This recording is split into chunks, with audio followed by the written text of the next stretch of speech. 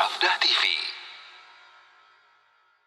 Kalau kita perhatikan di dalam syariat Islam, untuk mengembangkan harta dan melibatkan orang lain dalam pengembangan harta tersebut, maka ada beberapa bentuk kontrak atau kesepakatan, yang mana dengan kita mengetahui bagaimana bentuk kontrak dalam Islam ini, harapannya hal-hal yang bertentangan dengan ini tentu akan menjadi sesuatu yang diharamkan di dalam Islam.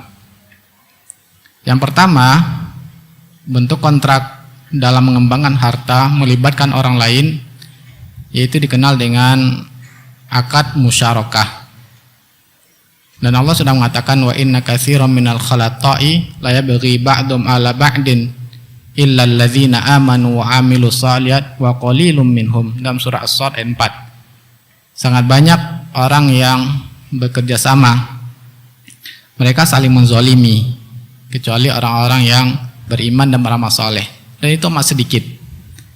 Ini menunjukkan bahwa bagi seorang muslim wajib berhati-hati dalam melibatkan orang lain dalam kerjasama, dan juga selain berhati-hati juga harus mengetahui hukum syariat.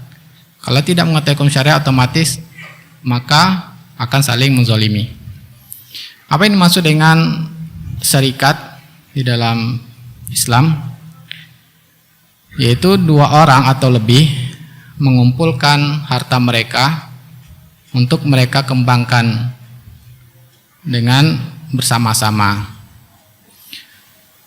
Berarti dalam prakteknya, agar investasi yang kita dapatkan itu menjadi halal, harus ada usaha yang halal, yang real, yang dibolehkan oleh syariat. Maka kalau usahanya diharamkan, maka hasilnya menjadi hasil yang haram. Kemudian, yang mana tujuan kerjasama ini untuk mencari keuntungan. Jika mendapatkan keuntungan, dibagi dengan kesepakatan.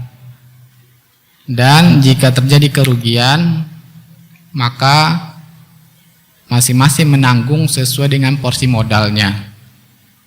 Nah, ini kesepakatan yang harus disepakati dari awal. Jika di awal tidak ada kesepakatan hal ini, bisa menyebabkan akad kerjasamanya batal, dan itu mengakibatkan hasilnya nanti akan menjadi hasil yang haram. Dan yang jelas, kalau tidak ditentukan dari awal bisa menyebabkan perselisihan. Ini juga diharamkan, karena segala bentuk transaksi yang menyebabkan perselisihan dilarang dalam Islam. Jadi yang pertama harus kita ketahui adanya kesepakatan dari awal, pembagian keuntungan dan menanggung kerugian sesuai dengan porsi modal.